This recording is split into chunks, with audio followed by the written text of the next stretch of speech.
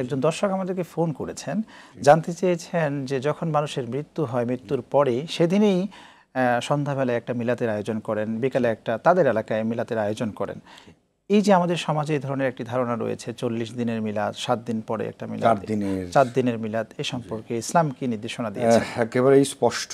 এইগুলি আসলে আমরা যে একটা আনুষ্ঠানিকতা সৃষ্টি করেছি আমাদের মতো করে, এটি কোরআন এবং সুন্নাহ শরিয়ার কোনো জায়গাতে এভাবে নেই। তবে হ্যাঁ, যিনি মরহুম, যিনি মাইয়েত, তার জন্য দোয়া, তো সেটা এখন আমরা যেটা করি যে আয়োজন করে করতেই হবে, এবং মসজিদের ইমাম বা খতিবকে দিয়ে। তো সবচেয়ে বড় দোয়া এভাবে নয়, বরং সবচেয়ে বড় দোয়া হলো যেন মাইয়েত, তার পরিবারস্থ, তার বাবা মা অথবা তার সন্তান সন্ততি যদি তার জন্য দোয়া করেন, এটি হচ্ছে সবচেয়ে কবুলযোগ্য। এখানে আরেকটা বিষয় স্যার আপনার থেকে জেনে নিতে চাচ্ছিলাম যে সন্তানরা তার জন্য দোয়া করলো না, অন্য হুজুরদের, মুফতি সাহেবদের দিয়ে আপনি দোয়া করাচ্ছেন, সেক্ষেত্রে কি কাজে লাগবে? জি, ঠিকই বলেছেন। এটাই আমাদের সমাজে বেশি প্রচলন যে আমরা হুজুরকে দিয়ে, হুজুর একটু আমার আব্বা আম্মার জন্য দোয়া করবেন, আমাদের কাছেও আসে দোয়া, কিন্তু সন্তানরা দোয়া শেখেনি। মসজিদে খুতবাবে আপনি দায়িত্বে থাকেন, সেখানেও দেখবেন যে এসে মুসল্লিরা হুজুর আমার আব্বা আম্মার জন্য দোয়া করবেন।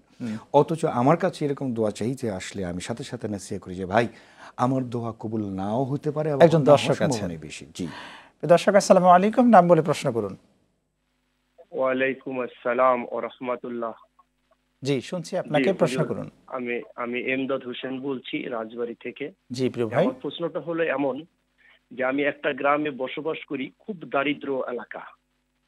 ওইখানে একটা মসজিদ ভাঙা হয়েছে, কিন্তু আপনারা জানেন যে সেভিং অ্যাকাউন্ট থাকলে ওইখানে একটা সরকারি ভাবে একটা টাকা আসে সেভিং অ্যাকাউন্টে। সেই টাকাটা আমি ওই মসজিদের কাজে ব্যবহার করতে পারবো কিনা? আমি জানি যে কোনো নেকির আশা আমি করব না, সেটা সম্ভব কিনা হুজুর?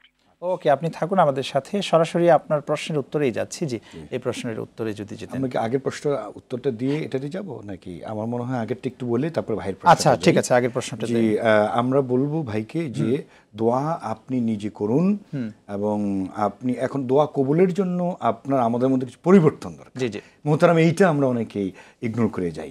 যে অনেকে বলি যে না, আমি তো পাপি তাপি বান্দা, হুজুররা তো খুব, বা আমাদের খতিব সাহেব তো ভালো আল্লাহওয়ালা লোক, সুতরাং তার দোয়া কবুল হবে না। ভাই, আমরা বলবো যে আপনি আল্লাহওয়ালা হয়ে যান।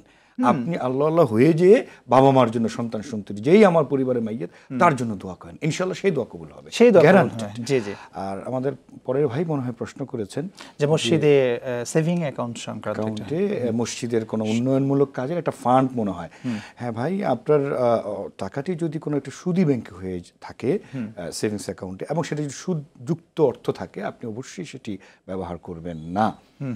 আপনি সেটাকে ব্যবহার করাতে বিরত থাকবেন। যে টাকাটি আছে, আপনি অবশ্যই, আমরা আপনাকে নসিহা করব, আপনাকে পরামর্শ দিব, ইসলামের শরিয়া অনুমোদিত যে ব্যাংক ব্যবস্থা, সেখানে আপনি মসজিদের উন্নয়নের যে অর্থটি ফান্ডে রাখুন, এবং সেখানে যদি লাভের অংশ যদি আপনি পান, সেটি মসজিদের জন্য আপনি অবশ্যই উন্নয়নমূলক কাজের জন্য আপনি ব্যবহার করতে পারবেন। এখানে আরেকটা প্রশ্ন স্যার আমি জেনে নিতে চাই, অনেকেই দেখেছি যে তার অবৈধ টাকা পয়সা দিয়ে আল্লাহর ঘর মসজিদ নির্মাণ করেন, সেই ক্ষেত্রে কি সেই মসজিদ নির্মাণের ফলশ্রুতিতে সওয়াব পাবেন?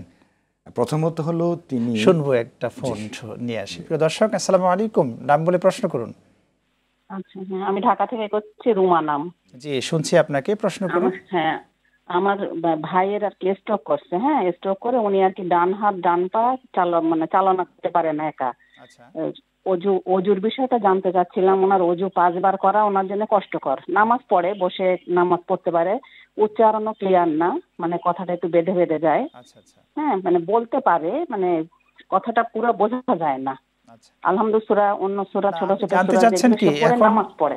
আমি জানতে চাচ্ছি তার অজু 5 বার, যে অজু করার বিষয়টা, উনি যদি অজু 5 বার না করে, গোসল করানো হয়, গোসল করতে, মানে গোসল করে পরিষ্কার পরিচ্ছন্ন সবকিছু করা হয়। বুঝেছি, আপনি থাকুন আমাদের সাথে প্রিয় বোন, আপনার প্রশ্নের উত্তরেই যাচ্ছি, যে এই প্রশ্নটার উত্তরটা যদি স্যার দিতেন। জি, দেখুন, তিনি একটি প্রশ্নের মধ্যেই একটি কথা বলেছেন, তাকে কিন্তু গোসল করানো হয়। অর্থাৎ তাকে যদি অজু করানো, অর্থাৎ দুই হাত তিনি হয়তো সক্ষম নন, তো 2 হাত যদি কেউ তাকে সহযোগিতা করে তার হাত ধুয়ে দেন, সেক্ষেত্রে তার উজুর ব্যবস্থা হয়ে গেল। হ্যাঁ। আর উজুর বিকল্প ব্যবস্থা তো তায়াম্মুম আছে, সেই ব্যবস্থা সেভাবে। তবে কোনো একজন যদি তার দুই হাত অকেজো থাকে, তাহলে তাকে সহযোগিতা করার মধ্য দিয়েই তাকে উজুটা, আর বাকি অন্যান্য অঙ্গ প্রত্যঙ্গ তো তার সক্রিয় আছে, জি। তো সেটা আবশ্যিক, কারণ অজুর বিকল্প কিন্তু তায়াম্মুম। হ্যাঁ, এছাড়া আর কোনো বিকল্প অপশন এখানে নেই।